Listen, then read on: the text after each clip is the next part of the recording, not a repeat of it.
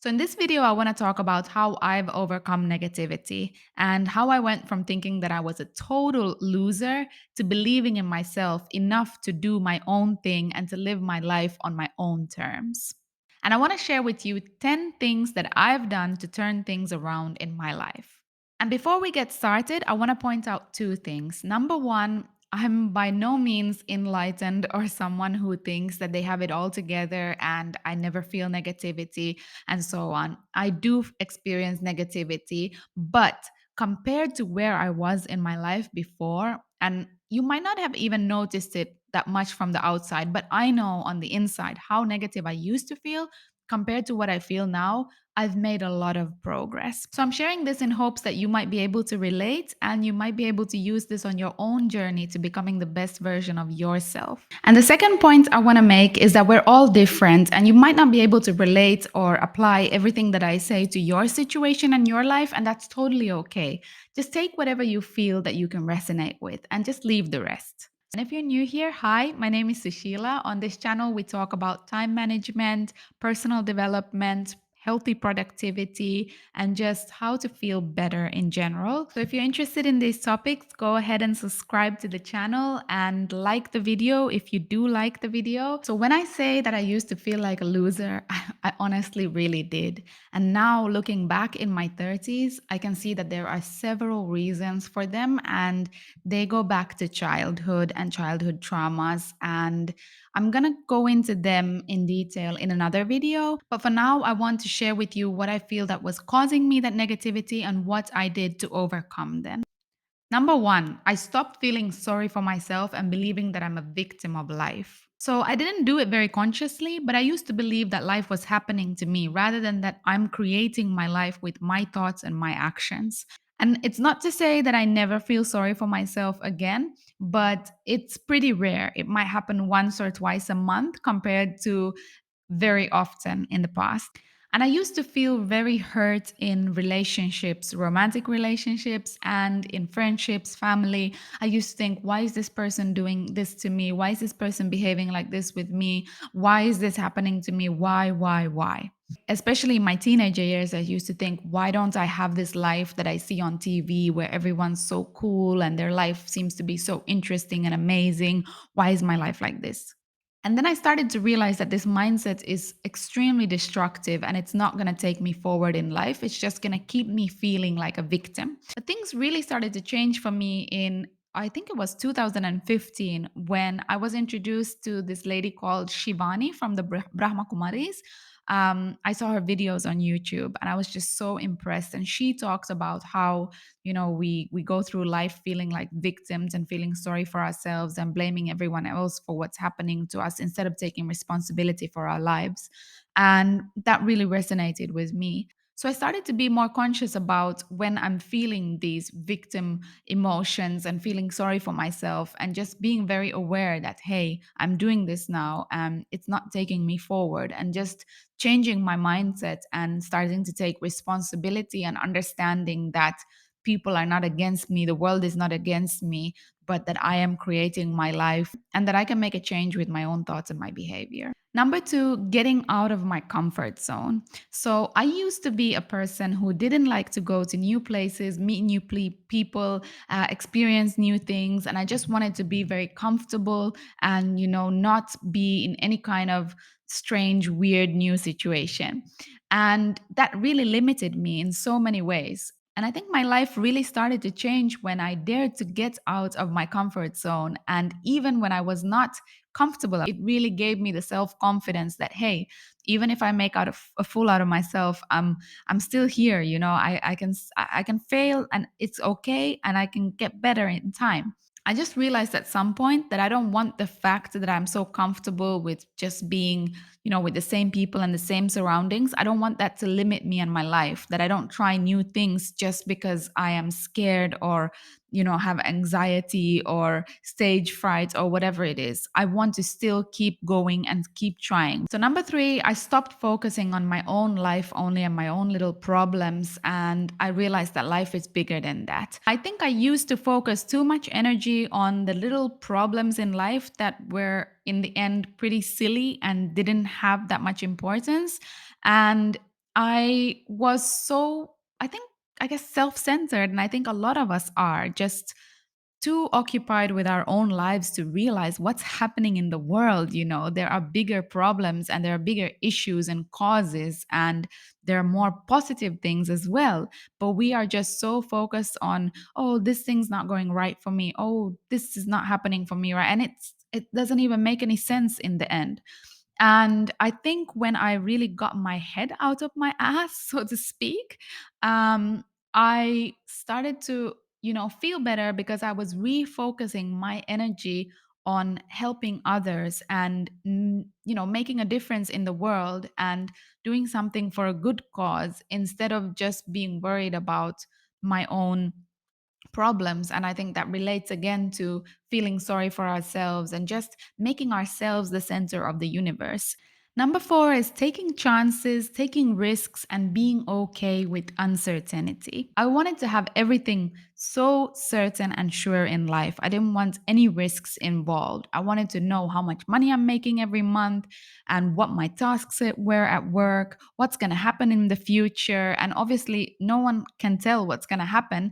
And I think the more we are uh, okay with change and uncertainty, the better we're gonna feel, the less anxious and negative we're gonna feel. Because when things don't go the way we expected, we're okay with that. We're not gonna, our world doesn't crash just because things didn't go our way. I think the more risks that I've been taking, the more chances that I've been taking, and being okay with that if things don't work out or that I don't know how things are gonna work out, that has helped me to overcome negativity because I'm not so stuck in wanting to things to go a certain way and then crashing when they don't. Number five, not seeking validation for what I do and what I say. So I feel like in the past, I've spent a lot of time worrying about what people think about me, what they feel, if they like me or not, and, just worrying about other people's opinions way too much, be it offline or be it online. And I've even spent a lot of time arguing and debating with people about, people who have opposite views from me. And I feel like it's such a waste of time and it just makes us very negative and it drains us a lot. So just being okay with that if people don't like me and not seeking validation, even from men or from whoever, just being me, just doing my thing and not worrying about if people will approve or accept me for who I am and for what I say, for my opinions, and just standing in my truth, speaking my truth, and not seeking any validation. That has helped me to feel a lot more confident because I used to feel that I have to prove myself and I spend a lot of time explaining myself to people. And I think that can lead to a lot of negativity when we are not accepted and when we are misunderstood or we feel like we're misunderstood.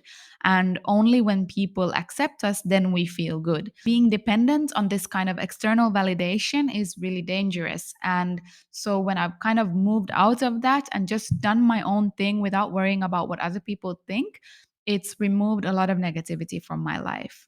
Number six, being single and focusing on myself. And I know that some of you might not agree with me, and that's totally okay. But this is from my experience and how I have gone through life. I can tell you that I have spent way too much time, energy, and effort on men and relationships. And I could have used that time to focus on myself. And obviously, we can be in a relationship, we can be married, we can have a partner and still be positive. It doesn't have to have anything to do with negativity in our lives. But for me personally, I feel like I put so much effort and energy into relationships that I could have spent that time working on myself and feeling better. And I got so lost in these relationships that I didn't know how to get out of it. And it's only now that I've been single, been alone, that I have been able to work on myself to feel better, because I wasn't able to do it while I was in a relationship, because I didn't have that mental space, because I was focusing so much energy on the relationship and I was seeing myself through the eyes of my partner sometimes. So, stepping back, being alone has been the biggest blessing for me ever, because I've really been able to work on the negativity that I had in my mind, and without mixing that up with a relationship and with someone else's feelings, my feelings, etc. Just stepping back and realizing what is my own issues that I need to resolve on my own. So, yeah, some of you might not agree with me, but personally, for me, it has helped me to reduce negativity in my life. And I would say that now, if I got into a relationship, things would be totally different, because I've had that time to work on myself and the negative emotions. But if I hadn't taken that time for myself, I think the cycle would have just repeated itself. So, number seven is examining the stories that I have created in my head about myself and redefining who I am and rewriting those stories in my head.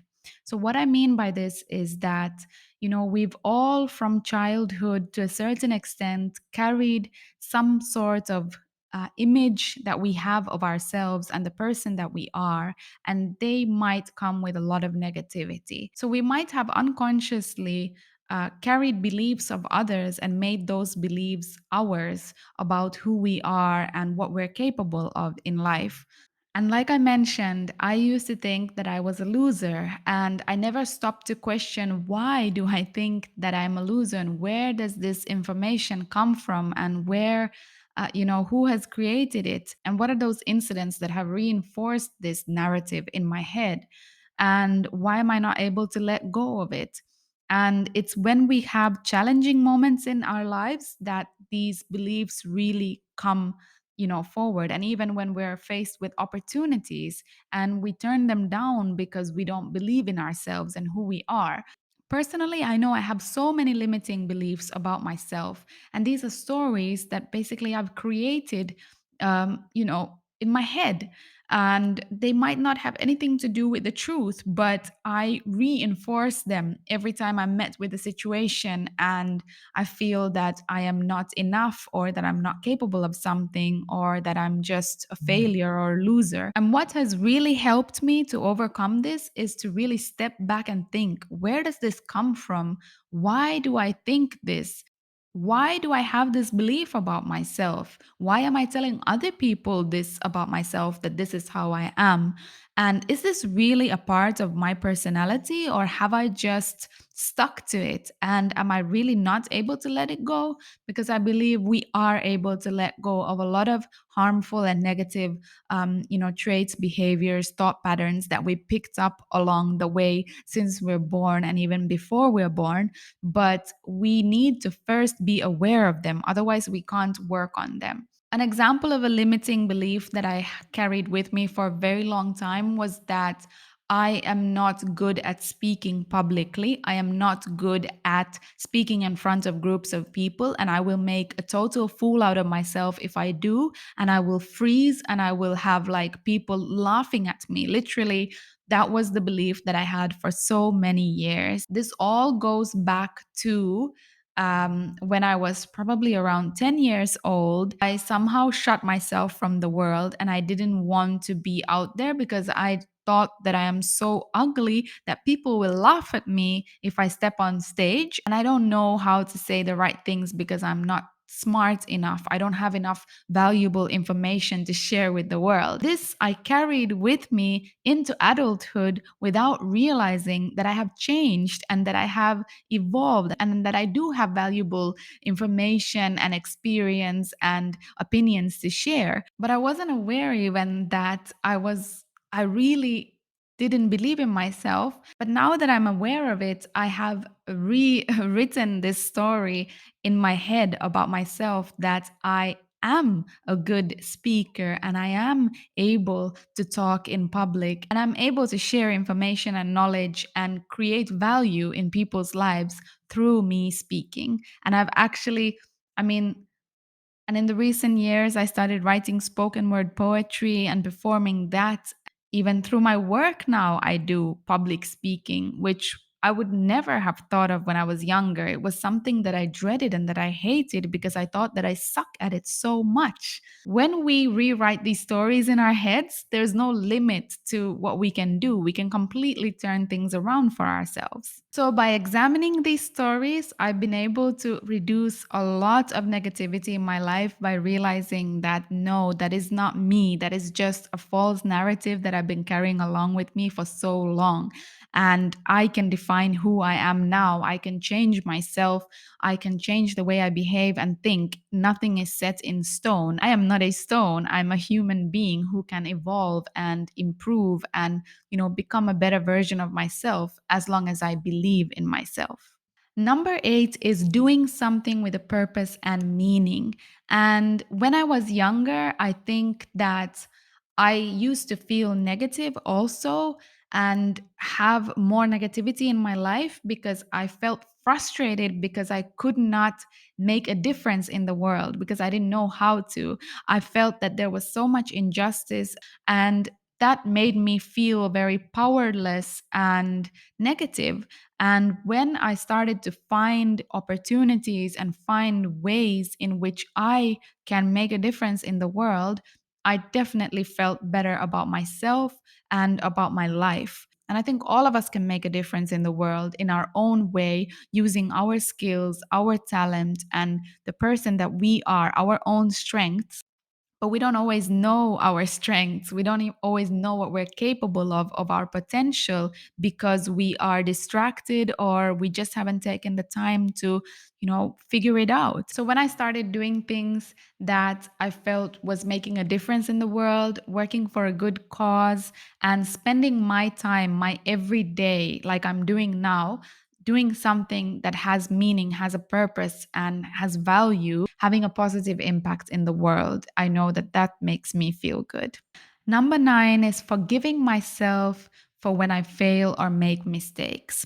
And, we can all be so hard on ourselves sometimes. And I used to be very hard on myself because I regretted. I used to feel so guilty about whenever I made a mistake or I did something wrong. And I used to just spend so much time on regret and thinking, what if I would have chosen the other option? Things would have turned out differently. Why did I do that? Why did I say that? Why did I behave in that way? And I still do that to a certain extent, but I've been able to reduce that time that I do it with a lot. Like I don't spend nearly as much time regretting because I try to think that okay, it's already happened. We can't change it. But what would I do in the future if a situation like this comes my way? How will I then, choose or react or behave?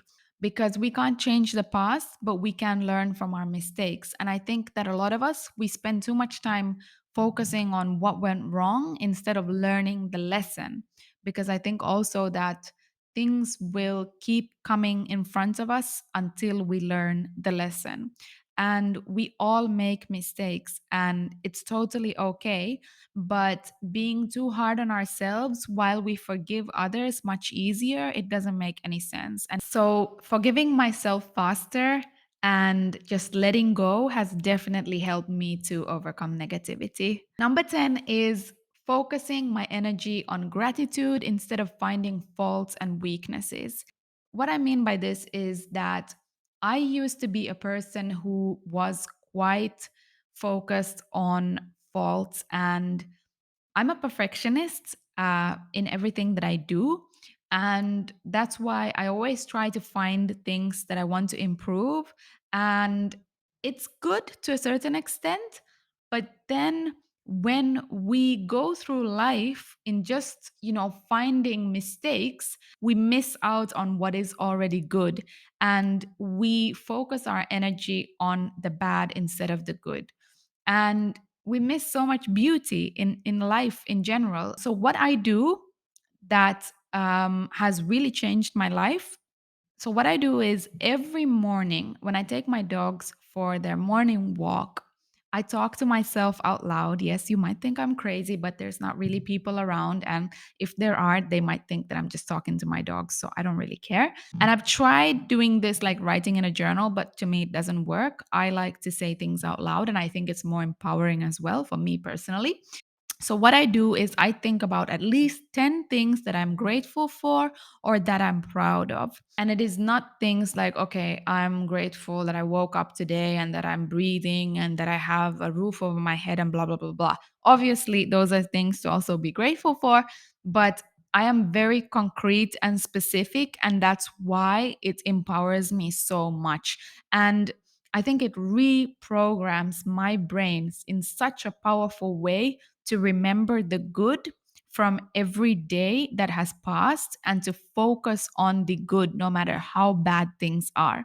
So I'll give you an example of today. The things that I said was one was that even though yesterday was a really challenging day, I'm so proud of myself that I handled it and I came out strong and I am now feeling a lot better.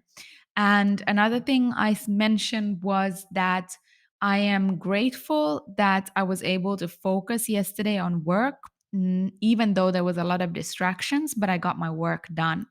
And another thing I said was, I'm so grateful that my baby is eating. She ate her dinner well yesterday because one of my rescues, she hasn't been eating well. And I'm going to link up here my video about my morning routine where I also discuss this gratitude exercise more in detail. So feel free to check that out. If you like the video, give it a thumbs up and do subscribe to the channel if you haven't already. And I'll see you in the next video.